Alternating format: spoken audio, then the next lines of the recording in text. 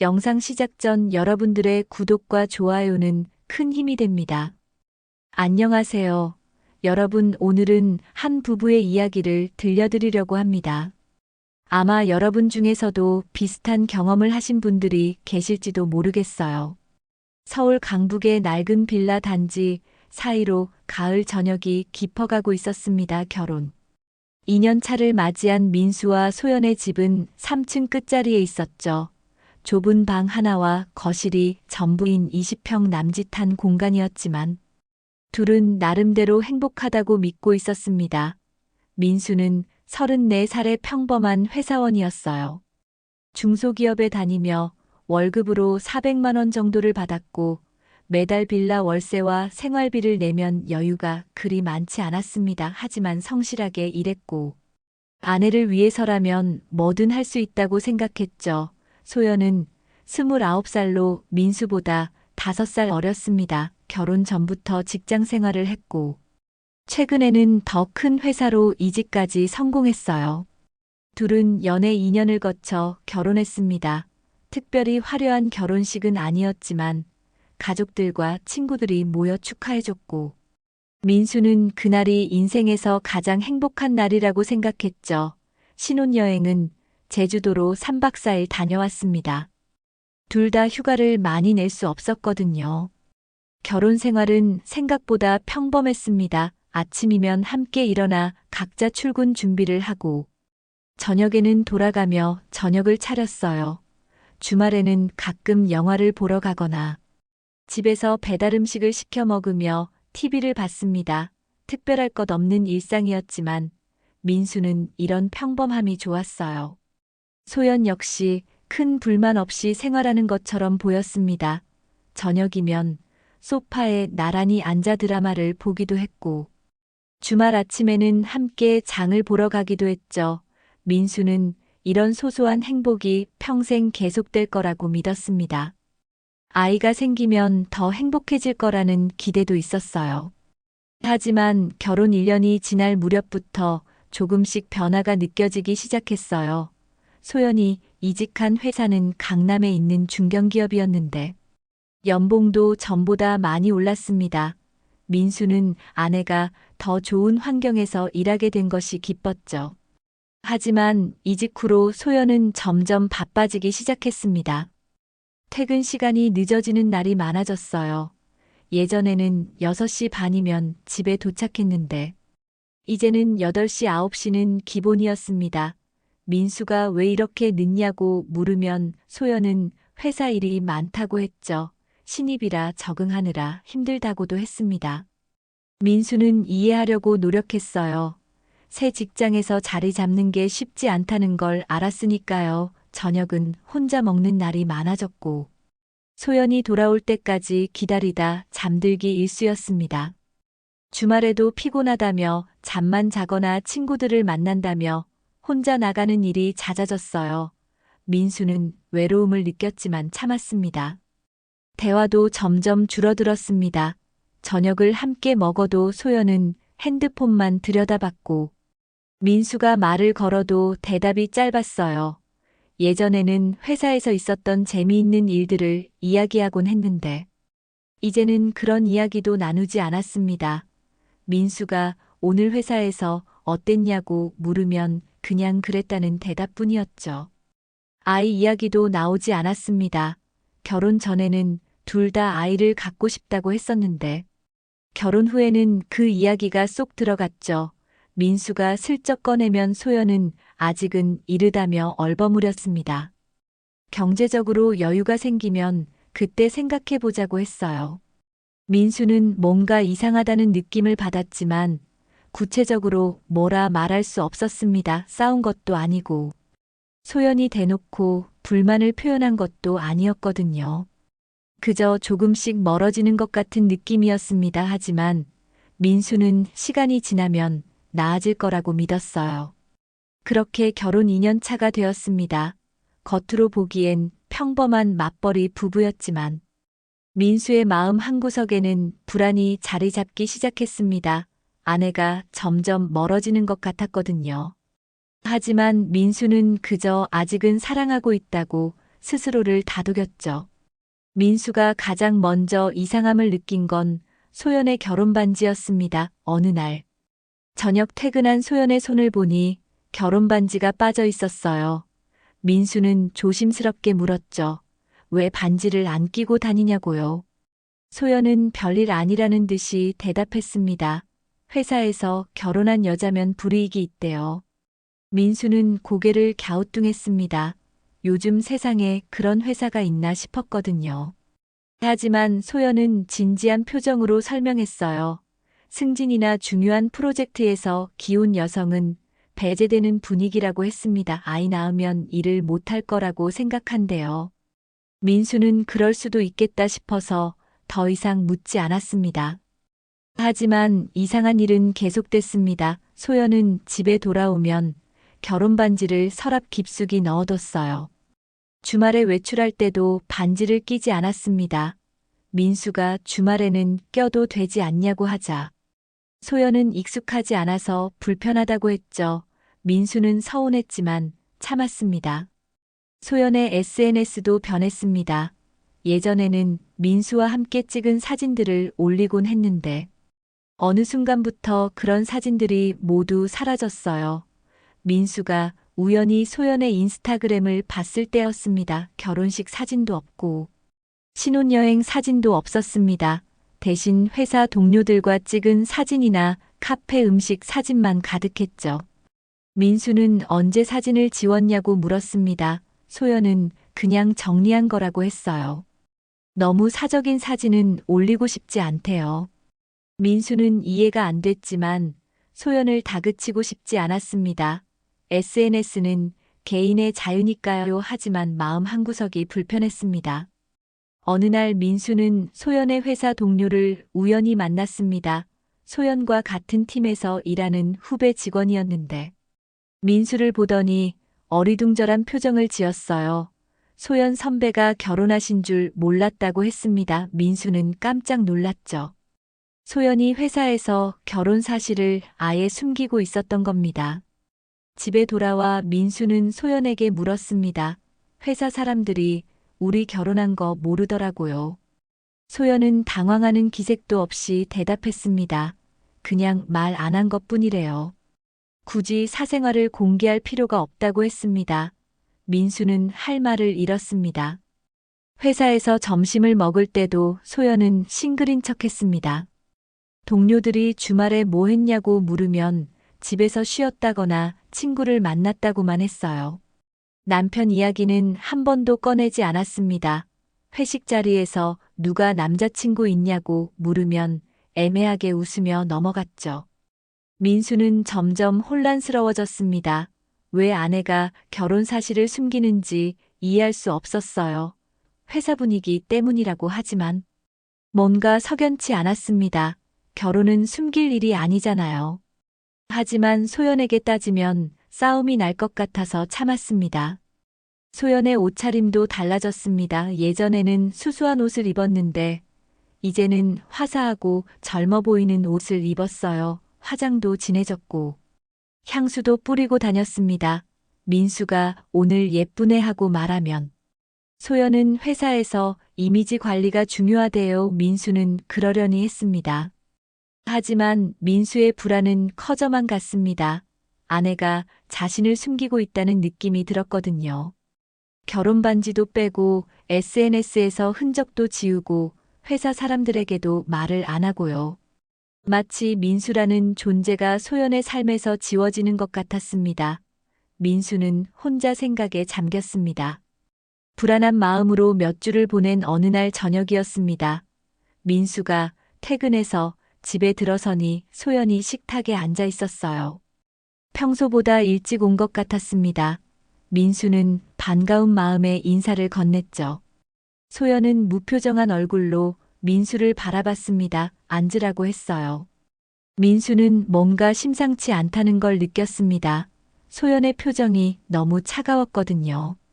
식탁에 마주 앉자 소연은 잠시 침묵하더니 입을 열었습니다. 우리 이혼하자고요.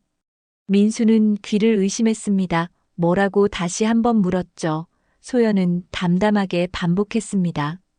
이혼하자는 말에 민수는 머리가 하얘졌습니다. 무슨 소리냐고 물었어요. 무슨 일이 있냐고 했습니다. 소연은 그냥 더 이상 마음이 안 맞는다고 했어요. 함께 살기 힘들다고 했습니다. 민수는 당황해서 따졌습니다. 우리가 싸운 적도 없잖아요. 소연은 고개를 저었습니다. 싸우지 않아도 마음이 멀어질 수 있다고 했어요. 더 이상 부부로 살고 싶지 않대요. 민수는 이해할 수 없었습니다. 갑자기 왜 이러냐고 물었죠. 뭐가 문제인지 말해달라고 했습니다. 하지만 소연은 구체적인 이유를 말하지 않았습니다. 그런데 소연이 이어서 한 말은 더 충격적이었습니다. 내가 이혼하는 거니까 위자료는 좀 줘야 한다고 했어요. 민수는 어이가 없어서 웃음이 나왔습니다. 본인이 이혼하자고 해놓고 위자료를 달라니요 말이 되냐고 했습니다. 소연은 결혼 생활 2년 동안 자기도 노력했다고 했어요. 민수는 화가 났습니다. 무슨 근거로 위자료를 달라는 거냐고 물었죠.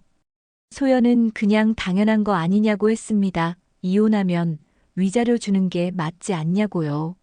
민수는 황당했습니다. 위자료는 잘못한 쪽이 주는 건데요. 소연은 그래도 살림살이 정리하는데 돈이 필요하다고 했습니다. 민수는 이유를 알아야겠다고 생각했습니다.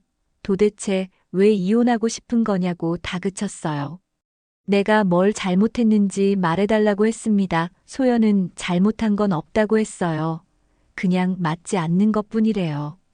민수는 그게 무슨 말이냐며 목소리를 높였습니다. 소연은 짜증스러운 표정을 지었습니다. 자꾸 물어보지 말라고 했어요. 그냥 헤어지자는데. 왜 이렇게 복잡하게 만드냐고 했습니다. 민수는 어처구니가 없었죠. 결혼을 뭐라고 생각하는 거냐고 물었습니다. 소연은 대답하지 않고 자리에서 일어났습니다. 그날 밤 민수는 잠을 이룰 수 없었습니다. 소연은 안방 문을 잠그고 들어가 버렸어요. 민수는 거실 소파에 앉아 멍하니 시간을 보냈습니다. 도대체 무슨 일이 벌어진 건지 알 수가 없었죠. 아무 이유 없이 이혼을 요구하다니요. 게다가 위자료까지 달라고 하다니요. 다음 날부터 소연의 태도는 더 차갑게 변했습니다. 민수가 말을 걸어도 대답을 안 했어요. 집에 들어오면 바로 방으로 들어가 버렸습니다. 식사도 따로 했고, 빨래도 따로 했어요. 마치 남남처럼 지냈습니다. 민수는 이 상황을 어떻게 해야 할지 몰랐습니다. 일주일쯤 지났을 때 민수는 소연에게 다시 물었습니다. 진짜 이혼하고 싶은 거냐고요. 다시 생각해 볼 수 없냐고 했습니다. 소연은 단호하게 고개를 저었어요. 이미 결정한 일이래요. 빨리 합의 이혼 서류에 도장 찍어달라고 했습니다. 민수는 고개를 저었습니다. 민수는 이혼할 생각이 없다고 말했습니다. 소연이 제대로 된 이유를 말해주기 전까지는 도장 안 찍을 거래요.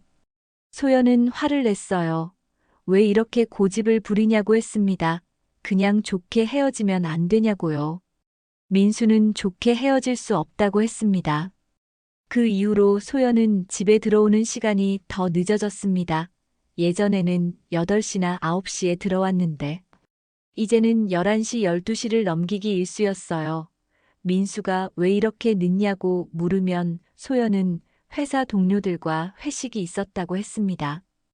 요즘 팀 분위기가 회식을 자주 한대요. 민수는 이상하다고 생각했습니다. 회식이 일주일에 서너 번씩 있을 수 있나요? 게다가 매번 자정 가까이까지 하는 회식이라니요. 소연에게 다시 물었습니다. 회식이 왜 이렇게 잦냐고요. 소연은 귀찮다는 듯이 대답했어요. 직장 분위기가 원래 그렇대요. 어느 날 저녁 민수는 소연이 돌아올 때까지 깨어 있었습니다. 시계를 보니 자정이 넘어 있었어요. 현관문이 열리고 소연이 들어왔습니다. 민수가 거실에서 기다리고 있자 소연은 놀란 표정을 지었죠. 왜 안 자고 있냐고 물었습니다. 민수는 소연을 자세히 봤습니다. 뭔가 이상했어요. 화장이 조금 번져 있었고 머리도 약간 흐트러져 있었습니다. 옷도 아침에 출근할 때와는 조금 달라 보였어요. 민수가 회식이 어땠냐고 물었습니다. 소연은 그냥 그랬다며 방으로 들어가려고 했죠. 그때 민수는 냄새를 맡았습니다. 소연의 옷에서 남성 향수 냄새가 났어요.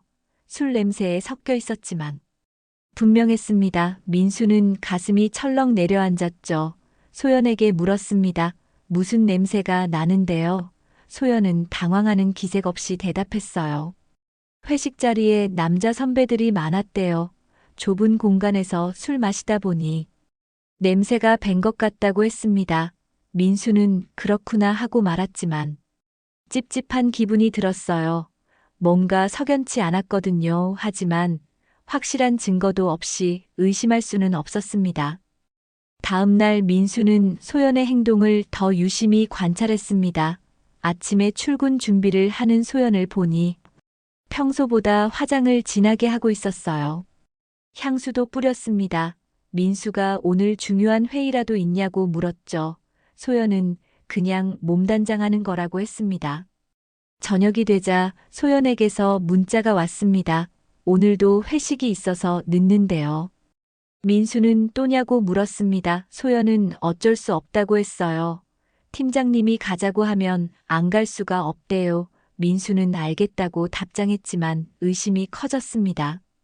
민수는 회사 동료에게 전화를 걸었습니다. 친한 선배였는데 인사팀에서 일하고 있었어요. 요즘 회사들이 회식을 이렇게 자주 하냐고 물었습니다. 선배는 웃으며 대답했어요. 요즘은 회식 문화가 많이 줄었는데요.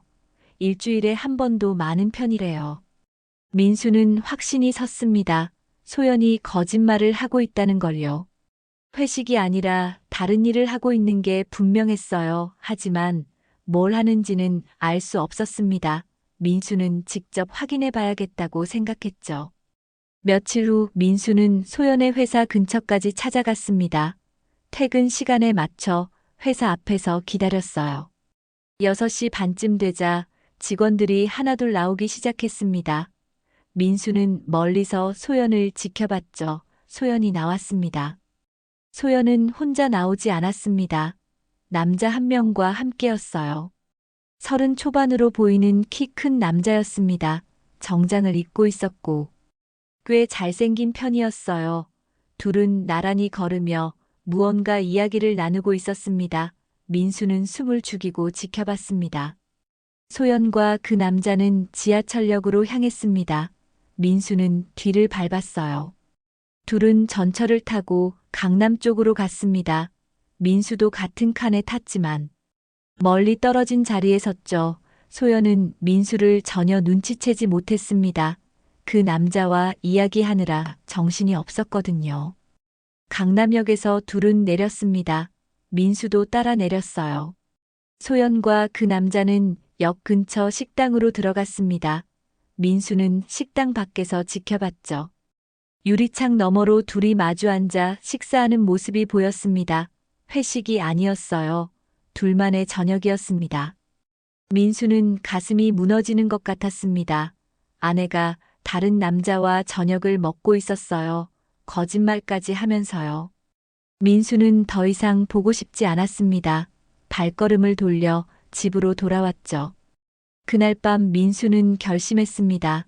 사설 탐정을 고용하기로요. 다음 날 아침 민수는 인터넷으로 사설 탐정 사무소를 검색했습니다. 생각보다 많은 업체들이 있었어요. 민수는 후기가 좋은 곳 몇 군데에 전화를 걸었습니다. 상담을 받아보니 비용은 생각보다 비쌌지만 어쩔 수 없었죠. 확실한 증거가 필요했습니다. 이틀 후 민수는 강남에 있는 탐정 사무소를 찾아갔습니다. 사무실은 오피스텔 한 층을 쓰고 있었어요. 중년의 탐정이 민수를 맞이했습니다. 무슨 일로 오셨냐고 물었죠. 민수는 아내의 외도를 의심하고 있다고 말했습니다. 탐정은 고개를 끄덕이며 자세한 이야기를 들었습니다. 민수는 소연의 최근 행동들을 설명했어요. 결혼 반지를 빼고 다니는 것, 회사에서 결혼 사실을 숨기는 것, 늦은 귀가, 그리고 어제 목격한 남자와의 저녁 식사까지요. 탐정은 메모를 하며 들었습니다. 탐정이 말했습니다. 일주일 정도 미행하면 확실한 증거를 잡을 수 있을 거래요. 비용은 일주일에 300만 원 정도 든다고 했습니다. 민수는 깜짝 놀랐지만 승낙했어요. 진실을 알아야 했으니까요. 계약서에 서명하고 성금을 지불했습니다. 탐정은 소연의 사진과 출퇴근 시간, 회사 주소 등을 받았습니다. 내일부터 바로 미행을 시작하겠다고 했어요. 매일 저녁 간단한 보고를 해주고 일주일 후에 최종 보고서를 주기로 했습니다. 민수는 긴장된 마음으로 집으로 돌아왔죠. 일주일 동안 민수는 초조하게 기다렸습니다. 탐정에게서 매일 저녁 문자가 왔어요. 대상자가 퇴근 후 남성과 만났다. 강남 오피스텔로 함께 들어갔다. 밤 11시에 나왔다 같은 내용이었습니다. 민수는 문자를 볼 때마다 가슴이 무너졌습니다. 소연은 여전히 거짓말을 했습니다. 매일 회식이 있다고 했고, 팀 회식이라며 늦게 들어왔어요. 하지만 민수는 이제 진실을 알고 있었습니다. 소연이 다른 남자와 시간을 보내고 있다는 거로 민수는 아무것도 모르는 척했습니다. 일주일이 지나고 민수는 탐정 사무소로 다시 찾아갔습니다. 탐정은 두꺼운 파일을 건넸어요. 안에는 사진들과 상세한 일지가 들어 있었습니다. 민수는 떨리는 손으로 파일을 열었죠. 첫 장부터 충격적인 내용이었습니다. 사진 속에는 소연과 남자가 함께 있었습니다. 회사 앞에서 만나는 모습, 손을 잡고 걷는 모습, 카페에서 마주 앉아 웃는 모습들이었어요. 강남역 근처 오피스텔로 함께 들어가는 사진도 있었습니다. 시간이 찍혀 있었죠. 저녁 8시에 들어가서 밤 11시에 나왔습니다. 탐정이 설명했습니다. 저 남자는 소연과 같은 회사 선배라고 했어요. 이름은 윤태호이고 31살이며 미혼이래요. 둘은 거의 매일 퇴근 후 만났고 주중에는 오피스텔로 갔습니다. 주말에도 만났다고 했죠. 주말 사진도 있었습니다. 소연과 윤태호가 영화관에 가는 모습, 한강 공원을 걷는 모습, 고급 레스토랑에서 식사하는 모습이었어요. 민수가 주말에 친구 만난다고 나간 그 시간들이었습니다. 민수는 사진을 보며 눈물이 났습니다. 탐정은 계속 설명했습니다. 오피스텔은 윤태호 명의로 되어 있대요. 1년 전부터 계약했다고 했습니다. 1년 전이면 소연이 새 회사로 이직한 시기였어요. 즉, 이직하자마자 불륜이 시작된 거였습니다. 민수는 머리가 어지러웠습니다. 결혼 2년 중 거의 1년을 아내가 다른 남자와 바람을 피웠던 거예요. 그동안 민수는 아무것도 몰랐습니다. 소연을 믿었고 의심하지 않았죠. 바보 같았습니다. 탐정은 더 많은 증거가 있다고 했습니다. 오피스텔 출입 기록을 확보했대요. 일주일에 평균 사흘에서 나흘 정도 둘이 함께 출입했다고 합니다. 또 둘이 주고받은 카카오톡 대화 내용도 일부 확보했대요. 내용이 상당히 친밀했습니다. 민수는 보고서를 덮었습니다. 더 이상 볼 수 없었어요. 이미 충분한 증거였습니다. 탐정에게 고맙다고 했죠. 탐정은 위로의 말을 건넸습니다. 힘든 시간이 되겠지만 진실을 알게 된 건 다행이라고요. 이제 법적으로 대응할 수 있다고 했습니다. 민수는 사무소를 나와 차에 앉았습니다. 한참을 멍하니 있다가 눈물이 쏟아졌어요. 믿었던 사람에게 배신당한 슬픔. 1년 동안 속아 살았던 분노, 모든 감정이 한꺼번에 밀려왔습니다. 민수는 한참을 울었습니다. 민수는 며칠 동안 고민했습니다. 탐정 보고서를 책상 서랍에 넣어두고 매일 밤 꺼내봤어요. 볼 때마다 가슴이 찢어지는 것 같았지만 현실을 직시해야 했습니다. 소연은 이미 민수를 떠났고 다른 남자와 함께였죠. 민수는 결심했습니다. 인터넷으로 가족법 전문 변호사를 찾았습니다. 상담 후기를 읽어보니 이혼 소송에서 승소율이 높은 변호사가 있었어요. 서초동에 사무실이 있는 40대 중반의 여성 변호사였습니다. 민수는 전화로 상담 예약을 잡았죠. 이틀 후였습니다. 상담 당일 민수는 탐정 보고서를 들고 변호사 사무실을 찾아갔습니다. 깔끔한 사무실에서 변호사가 민수를 맞이했어요. 편하게 앉으라며 차를 권했습니다. 민수는 떨리는 목소리로 상황을 설명하기 시작했죠. 민수는 처음부터 차근차근 이야기했습니다. 결혼 2년 차인데 아내가 갑자기 이혼을 요구했다고요. 게다가 본인이 이혼하자고 해놓고 위자료를 달라고 했다고 했습니다. 변호사는 고개를 끄덕이며 들었어요. 그리고 탐정을 고용해서 증거를 확보했다고 말했습니다. 변호사는 탐정 보고서를 꼼꼼히 살펴봤습니다. 사진들을 하나하나 보더니 고개를 끄덕였어요. 증거가 확실하다고 했습니다. 오피스텔 출입 기록과 카카오톡 대화 내용까지 있으니 불륜을 입증하기에 충분하다고 했죠. 변호사가 민수에게 물었습니다. 어떻게 하고 싶으신지요? 민수는 단호하게 대답했어요. 합의 이혼은 절대 안 하겠다고요. 법적으로 제대로 대응하고 싶다고 했습니다. 아내와 그 남자 모두에게 책임을 물을 거라고 했죠. 변호사는 가능하다고 말했습니다. 이혼 소송과 상간 소송을 동시에 진행할 수 있대요. 이혼 소송에서는 소연의 유책 사유로 인한 이혼과 위자료를 청구하는 겁니다. 상간 소송에서는 윤태호를 상대로 손해배상을 청구하는 거고요. 민수는 그렇게 하고 싶다고 했습니다. 변호사는 예상 결과를 설명했습니다. 불륜 기간이 1년 정도이고 증거가 명확하니 이혼은 인용될 거래요. 위자료는 2천만 원에서 4천만 원 사이가 될 것 같다고 했습니다. 상간 소송에서도 1천만 원에서 2천만 원 정도 받을 수 있을 거라고 했죠. 민수는 비용을 물었습니다. 변호사는 착수금과 성공 보수를 합쳐 1,500만 원 정도 든다고 했어요. 민수는 비싸다고 생각했지만 어쩔 수 없었습니다. 제대로 싸우려면 전문가가 필요했으니까요. 계약서에 서명했습니다. 변호사는 바로 준비에 들어갔습니다. 탐정 보고서를 정리하고 오피스텔 출입 기록을 추가로 확보했어요.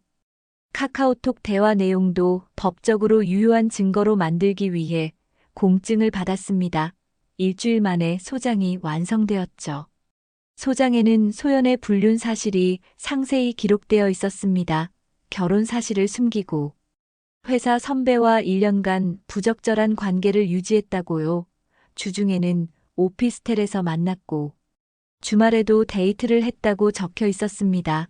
증거 사진도 첨부되었어요. 변호사는 민수에게 물었습니다. 소연에게 미리 알릴 건지요? 민수는 고개를 저었습니다. 놀라게 하고 싶다고 했어요. 변호사는 알겠다며 법원에 소장을 접수했습니다. 며칠 후 소연에게 법원 등기우편이 발송될 거라고 했죠. 그 사이 민수는 집에서 조용히 지냈습니다. 소연은 여전히 늦게 들어왔고 민수와 대화도 하지 않았어요. 이혼 이야기는 더 이상 꺼내지 않았지만 냉랭한 분위기는 계속되었습니다. 민수는 아무것도 모르는 척했죠. 며칠 후 집으로 등기우편이 왔습니다. 소연 앞으로 온 법원 우편이었어요. 소연은 퇴근 후 우편물을 받아 열어봤습니다. 이혼소송 소장이었죠. 소연의 얼굴이 하얗게 질렸습니다. 소연은 민수를 돌아봤습니다. 이게 뭐냐고 물었어요. 민수는 차분하게 대답했습니다. 보면 아시겠지만 이혼소송입니다. 그리고 상간소송도 함께 제기했다고 했죠. 소연은 믿을 수 없다는 표정이었습니다. 소연이 소리쳤습니다. 왜 이렇게까지 하냐고요. 그냥 좋게 헤어지면 안 되냐고 했습니다. 민수는 고개를 저었어요. 좋게 헤어질 수 없다고 했습니다. 당신이 먼저 배신했다고요. 그리고 위자료를 달라고 한 건 당신이라고 했죠. 소연은 말문이 막혔습니다. 소장을 다시 읽어보더니 당황한 표정을 지었어요. 증거 사진들을 보고는 얼굴이 빨개졌습니다. 어떻게 이런 사진을 구했냐고 물었죠. 민수는 사설 탐정을 고용했다고 담담하게 말했습니다. 소연은 변명을 늘어놓았습니다. 윤태호와는 그냥 친한 선배일 뿐이래요. 오피스텔도 그냥 회식 후에 잠깐 들른 것뿐이고요. 하지만 민수는 더 이상 속지 않았습니다. 증거가 다 있다고 말했죠. 소연은 당황한 나머지 윤태호에게 전화를 걸었습니다. 민수 앞에서 떨리는 목소리로 말했어요. 자기가 소송을 당했다고 상간소송까지 걸렸다고요.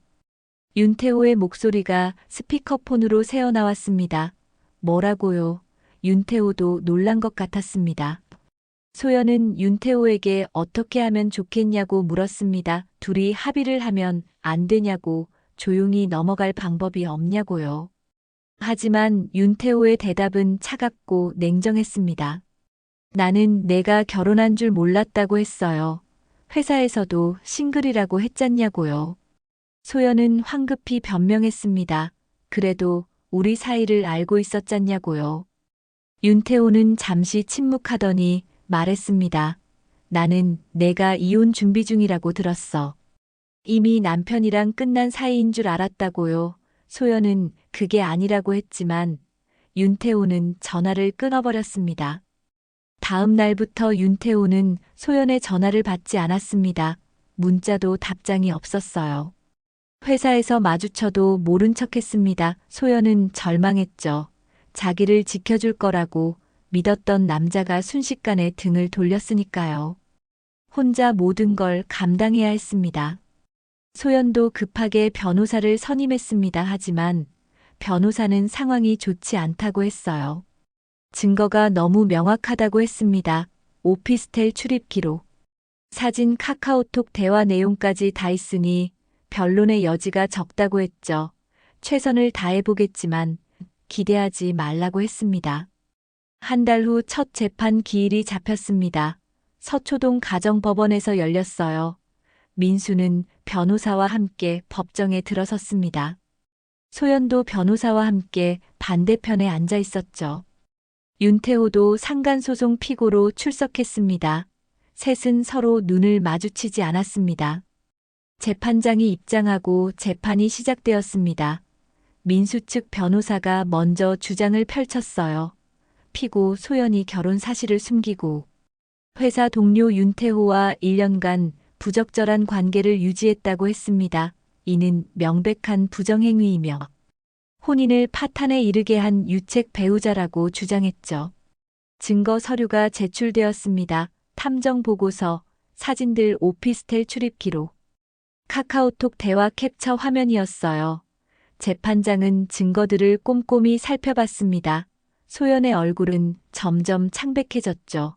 옆에 앉은 윤태호도 고개를 숙이고 있었습니다. 소연 측 변호사가 반박했습니다. 남편 민수도 아내에게 관심이 없었다고 주장했어요. 맞벌이 부부인데 가사 분담을 제대로 하지 않았고 아내의 감정적 욕구를 채워주지 못했다고 했습니다. 하지만 재판장은 그것이 불륜을 정당화할 수 없다고 말했죠. 윤태호 측 변호사도 변론했습니다. 윤태호는 소연이 결혼한 줄 몰랐다고 주장했어요.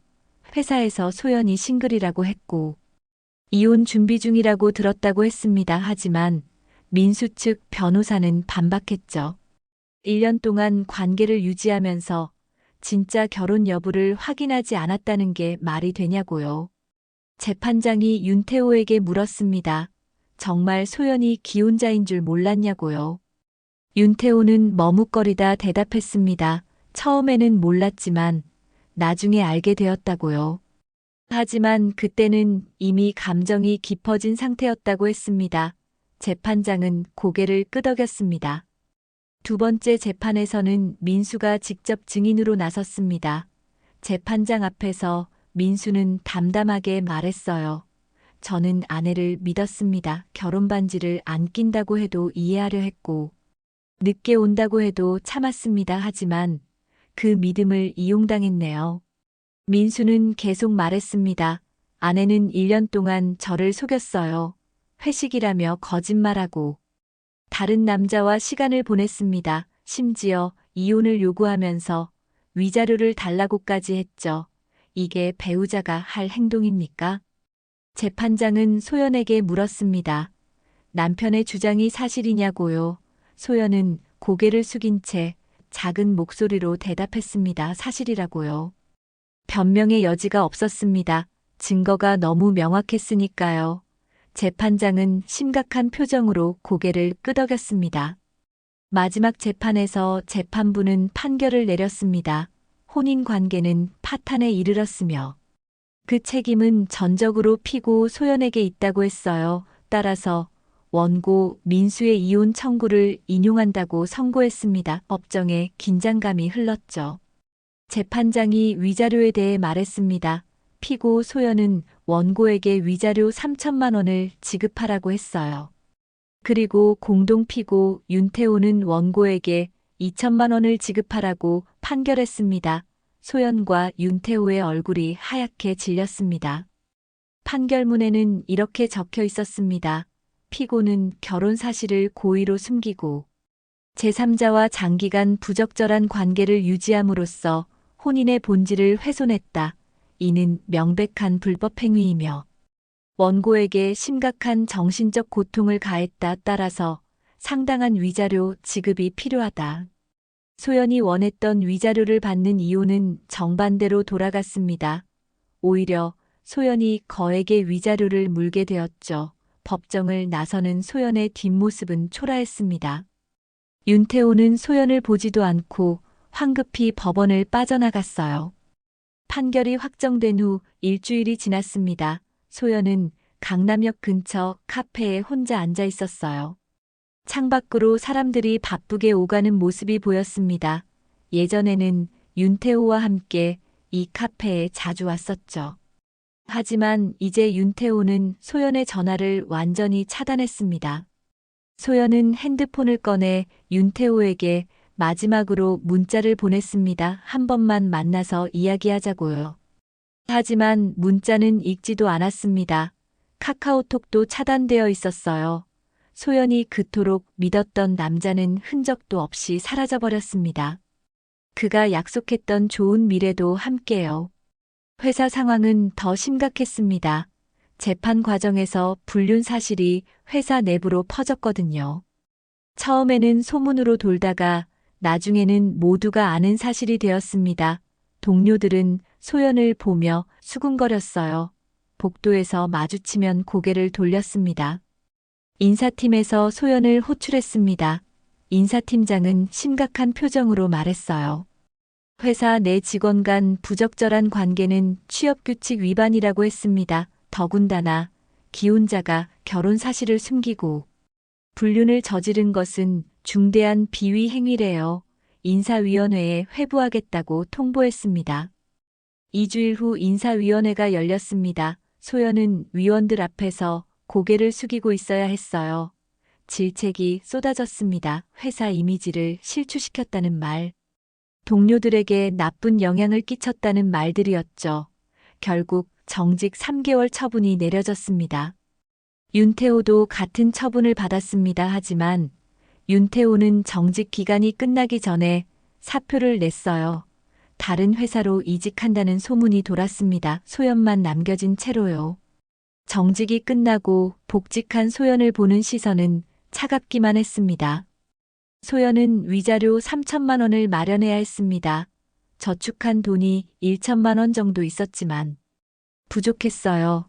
부모님께 사정을 말씀드렸지만 부모님도 실망하셨습니다. 결국 대출을 받을 수밖에 없었죠. 2천만 원을 빌렸고 매달 갚아야 할 이자가 생겼습니다. 빌라에서 나온 소연은 고시원으로 이사했습니다. 작은 방 하나에 책상과 침대만 있는 공간이었어요. 창문도 작아서 햇빛이 잘 들지 않았습니다. 예전에 살던 빌라가 작다고 불평했었는데 지금은 그때가 그립기만 했죠.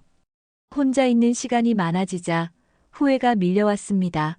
민수는 나쁜 남편이 아니었어요. 성실하게 일했고 소연을 사랑했습니다. 하지만 소연은 그 사랑을 당연하게 여겼죠. 더 좋은 남자, 더 화려한 생활을 꿈꾸다가 모든 걸 잃어버렸습니다. 소연은 가끔 민수 생각을 했습니다. 지금쯤 어떻게 지내고 있을까요? 행복할까요? 미안하다는 말을 하고 싶었지만 용기가 나지 않았습니다. 이미 돌이킬 수 없다는 걸 알았으니까요. 소연이 직접 깨뜨린 관계였습니다. 한편 민수는 차분하게 새로운 삶을 준비하고 있었습니다. 이혼 후 빌라를 정리하고 원룸으로 이사했어요. 짐을 정리하면서 소연과의 추억들을 발견했습니다. 결혼식 사진, 신혼여행에서 산 기념품들이었죠. 민수는 모두 박스에 담아 창고에 넣었습니다. 직장에서는 열심히 일했습니다. 힘든 시기를 보내는 동안 업무에 소홀했었는데, 이제는 다시 집중할 수 있었어요. 상사도 민수의 변화를 알아봤습니다. 새로운 프로젝트를 맡겼고, 민수는 좋은 성과를 냈죠. 작은 승진도 했습니다. 주말에는 친구들을 만났습니다. 오랜만에 대학 동기들과 모임을 가졌어요. 친구들은 민수의 이혼 소식을 듣고 걱정했지만, 민수는 괜찮다고 했습니다. 오히려 홀가분하다고 말했죠. 친구들은 안도하며 함께 술을 마셨습니다. 민수는 새로운 취미도 시작했습니다. 헬스장에 등록해서 운동을 시작했어요. 몸을 움직이니 마음도 한결 가벼워졌습니다. 주말 아침에는 한강을 따라 조깅을 했죠. 맑은 공기를 마시며 달리는 시간이 좋았습니다.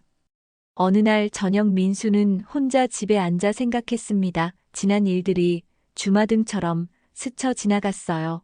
소연과의 만남, 결혼 그리고 배신과 이혼까지요. 고통스러운 시간이었지만 이제는 받아들일 수 있었습니다. 그리고 교훈을 얻었죠. 민수는 노트에 한 줄을 적었습니다. 거짓 위에 세운 행복은 오래가지 않는다고요. 소연은 거짓말로 새로운 사랑을 쌓으려 했습니다. 하지만 결국 모든 게 무너졌죠. 진실만이 관계를 지킬 수 있다는 걸 민수는 배웠습니다. 봄이 찾아왔습니다. 민수는 창문을 열고 신선한 공기를 들이마셨어요. 새로운 계절이 시작되고 있었습니다. 민수에게도 새로운 시작이 기다리고 있었죠. 과거는 과거일 뿐이었습니다. 이제는 앞을 보며 걸어갈 시간이었습니다.